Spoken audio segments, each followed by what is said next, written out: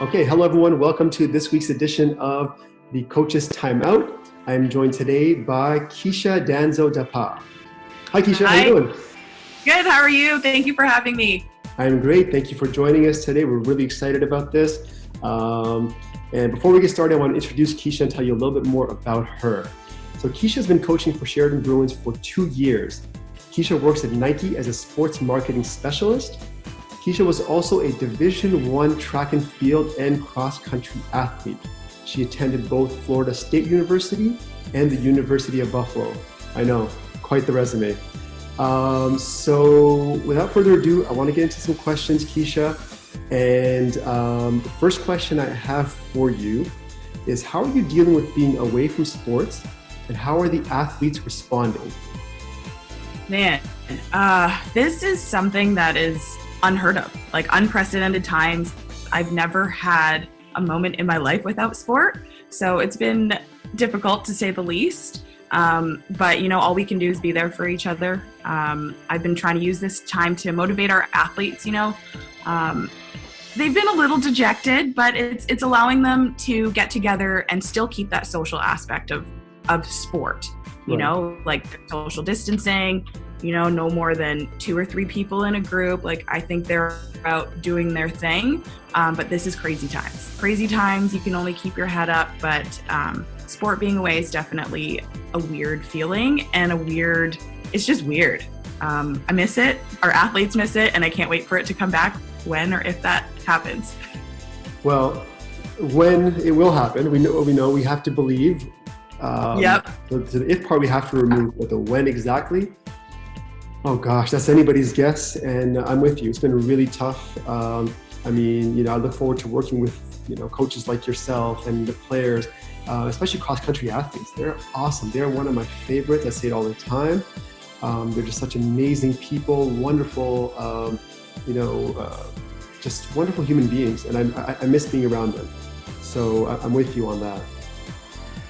Yeah, likewise. Okay. So I want to dive into a little bit more about you. I gave you a quick introduction, but I did not do your story proper justice. It is really cool, and I think it's really important to share, especially you being a young female just getting into the coaching game. But before we get into your coaching, I want to talk about how you got involved with cross country and track as an athlete. Yeah, so when I was younger, I wasn't really the popular kid, and my mom was an athlete. She traveled to Japan and China playing volleyball for Team Canada. My dad was a runner, allegedly, but that's his own story. But I did not know about this. Yeah, so sport runs in our DNA. My mom was playing sports while I was in her womb. So coming out, she's always like, what sport do you want to play? Put me in soccer. I played soccer for 16 years. And then, in soccer, you run all of those sprints, and I would lap the second person. So a parent on my team was like, Debbie, you need to put your daughter in cross country. Like, she's so good. Her stamina and her cardio is incredible. So my mom's like, yeah, maybe. So this was probably in like 6th grade. But in elementary school, I would still do like the little 1K loops as part of the cross country team. So mom signed me up for a club. I had to pick between soccer and track and field in 11th grade, which was a very difficult decision. But ultimately, I like to be in control of my decisions, and being in an individual sport was something that I decided to choose. And it was my family. Sport was my family. Not having a lot of friends growing up, being on that team, it was still a team aspect, was something that I really enjoyed. So I ran pretty quick. I won OXA cross country in 12th grade. It was actually the first year that a Black male and a Black female won the senior races. Wow. So that was kind of exciting. Yep, 2007, it was myself and Muhammad Ahmed, who is now our 1500, 5K, and 10K Canadian record holder. So, wow. He's also sponsored by Nike now. So everything comes full circle. Sure, and so that ended up paying for my education south of the border. And I would never regret any decisions I've made choosing track over soccer. And it's paved the way for me for now. That is truly fascinating. The most fascinating thing about the story is the fact that you said you didn't have a lot of friends who were popular. That's shocking to me. That to me is impossible to believe because as long as I've known you, you just have this charisma, you have this it factor. I love conversing with you. It always makes me feel better just talking to you. But it's so cool to hear you talk about why you chose cross country.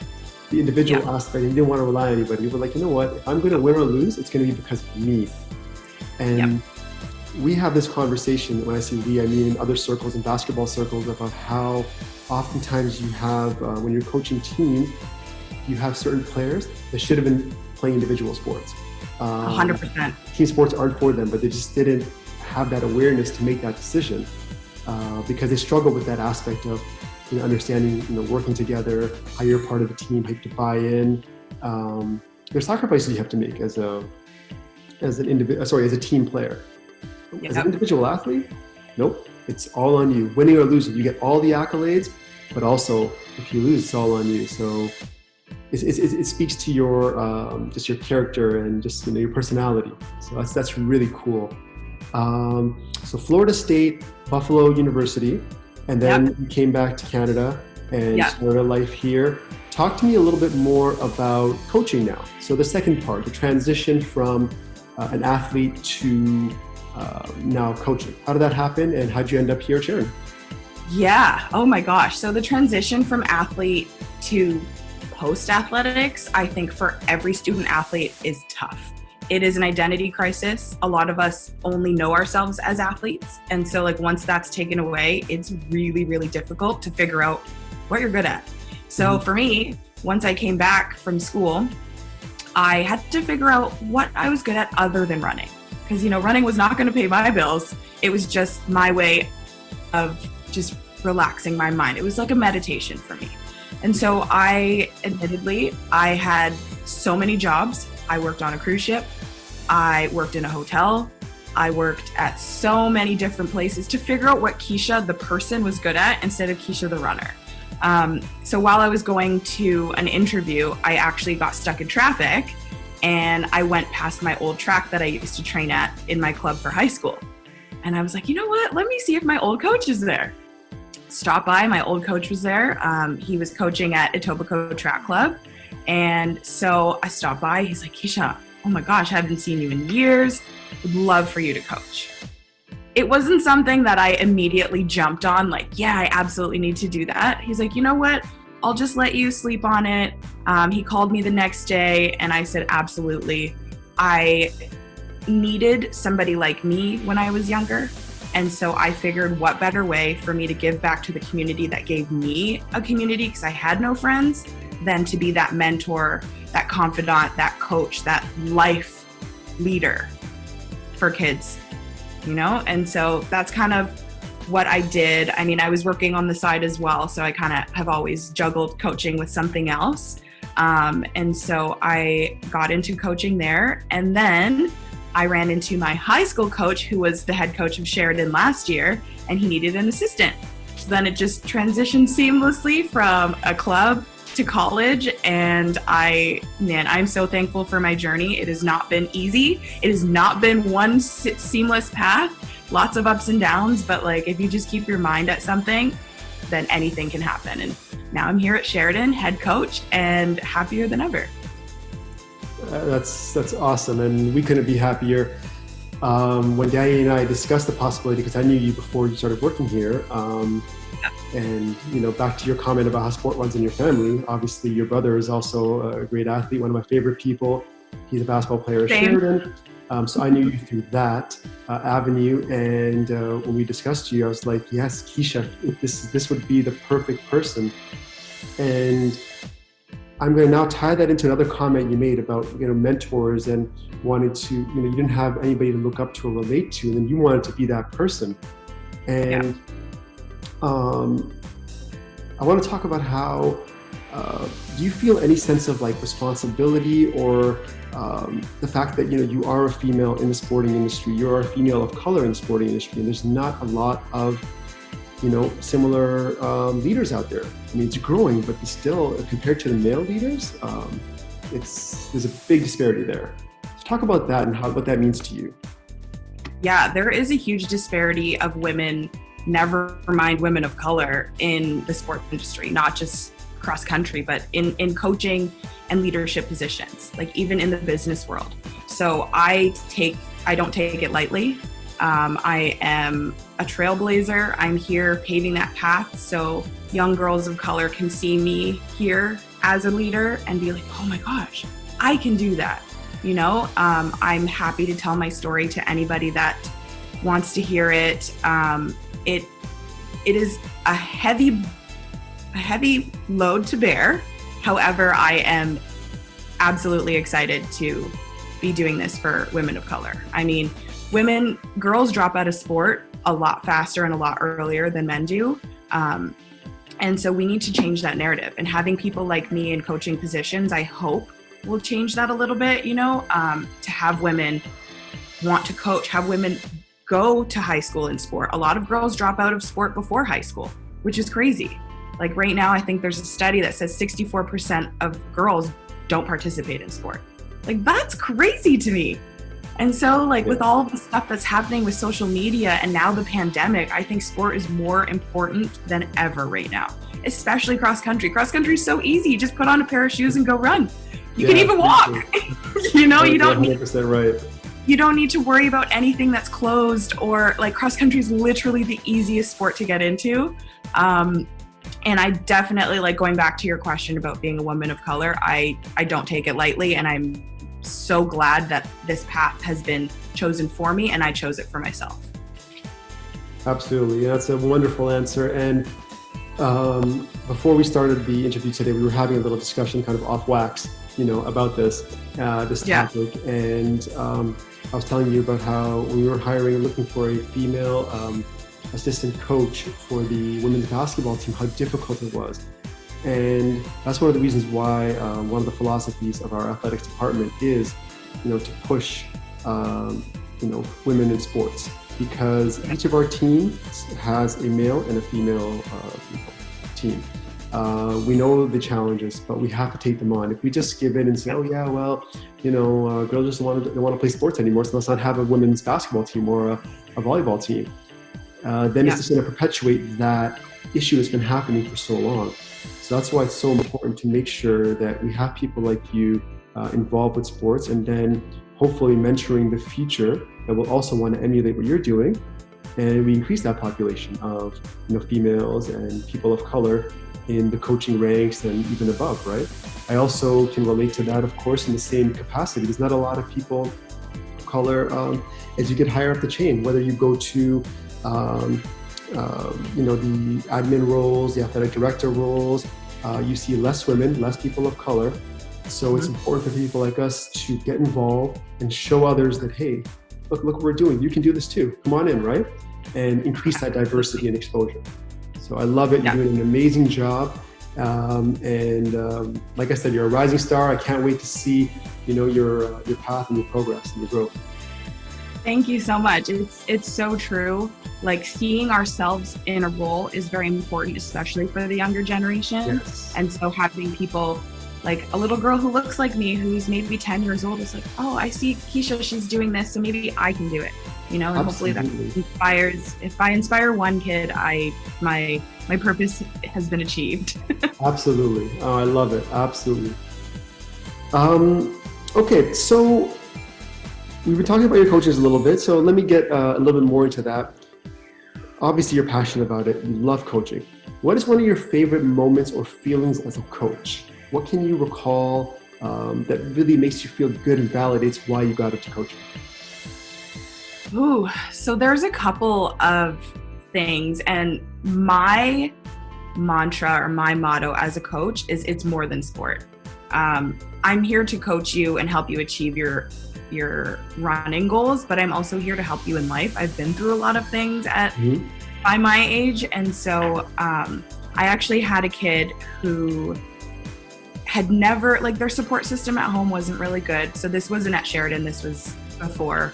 Their support system at home wasn't really good, and that just makes you realize why certain kids choose sport, you know? Like, for me, I mean, it was also mental health, you know? It was my way of getting out and just like tapping out of the real world, and I could go into my running world. So I had this kid, and their family didn't really believe in them. She would take the bus to practice all the time. She was 11 or 12. I ended up spending my own money to buy her a pair of shoes, and she cried. So that was probably one of my favorite moments, that like somebody just believed in her enough to get her a pair of shoes to run fast. You know, it wasn't about her performance. She wasn't necessarily the best runner. So that made me really excited, and that's why I do it. And she was a young girl, a young Black girl too. And so it was just kind of cool for her to see me in my spot and know like that can happen. My favorite Sheridan moment would probably be OCAA's last year, where the top 5 teams for men and women would go to nationals. So our women's team came 4th. We were all excited that our women's team qualified. Our men's team had come through, and it was so close. So Danny and I were sitting there like, oh, I don't know, like we might have come 6th. I don't think we made it. And so the whole team is standing right by the signs, right by, waiting for the totals to come up. Oh my gosh, it was the most insane thing. We ended up coming 4th. No, we came 3rd. We came 3rd. Oh, we got a bronze. Yeah, we got a bronze medal. And I thought we were going to come 6th. We got a bronze medal. All of our kids started screaming. So both teams qualified for nationals, and it was just so exciting. So that was an amazing, amazing Sheridan moment. Yeah, that was a crazy moment. And I love your story with the young girl about, what one of the moments that you recall that you love about cross country or coaching, I should say. Yeah. And that's what sports are. I mean, all too often we get preoccupied with sports at the highest level, professional level. And that's all cool and it's amazing and something to aspire to be. Like, that's athletic achievement at its highest. But for the vast majority of people, that is not something that's attainable and realistic. And so what else can sports be? And that's what sports is. It's a vehicle, it's a tool to help you achieve so much more in life. And I can relate to that so much. And I think a lot of athletes, especially as they get older, mature a little bit, they start realizing like sports is how I met my lifelong friends. It was able to teach me so many things. And it's even more important for females because there's so many studies that show the effect on mental health, on their social health and their self-esteem. And you helped building that, right? In that moment, that's what it's all about right there.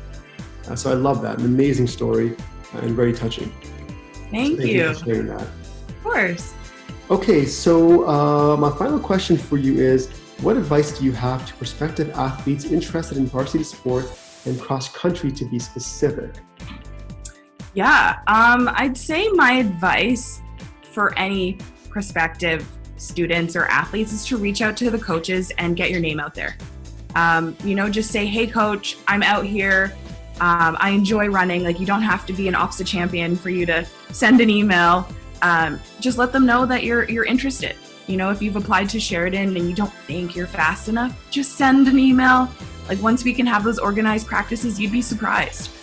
Last year, we had a couple of girls come out and they're like, I don't think I'm that good. They made the team and they had the best year of their lives. Like, they made a new social circle. You got to travel to all these meets. You got some pretty cool gear. So I just say, take that leap. Even if you have a little inkling of doubt, just go for it anyways. Because the worst thing that happens is you don't make the team. But that's not even a bad thing. You tried. So that's my advice, is to just go for it, talk to the coaches, and give it your best.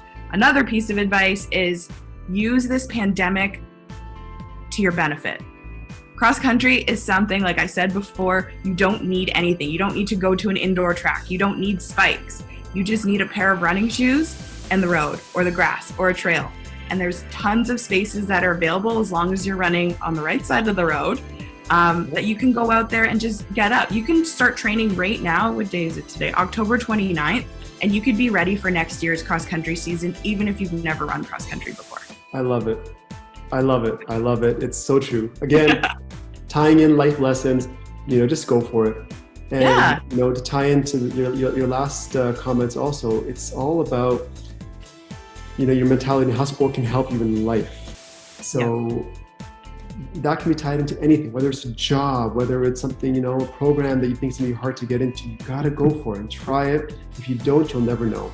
If you don't try, you'll never know. And if you fail, so what? Get up, try again. If not, try something else. But you'll never know. Yeah. And what's the worst that can happen? You're at the same spot that you're already at. Yep. That's the best that can happen. The best, that's unlimited. That potential is unlimited. As you said, those other athletes who weren't thinking about the team, they made it and they had so much fun. And now they can come back again. They have access to, scholarship money, lifelong friends, maybe a future life and love of running now for the rest of their life. Like, think about that. So I love it. Amazing advice from our current cross-country head coach. For more about the cross-country program, please go to SheridanBruins.com. You can find info about our program, info about Keesha, how to contact her if you're interested in trying out for our team. You want to connect with her. If you want any advice, please do so. She's an amazing coach. And Keesha, thank you so much for joining us today. I really, really enjoyed this. Of course. Thank you, Tahir. Anytime. I'm always here. And if anybody wants to reach out to me, please feel free. I'd be happy to chat with anybody through anything, whether you're on the team or not. I'm always here. It's true. You are. Thank you again, Keesha. Take care and stay safe, okay? Thank you. You too. Bye, everyone. Take care. Thanks for joining us today.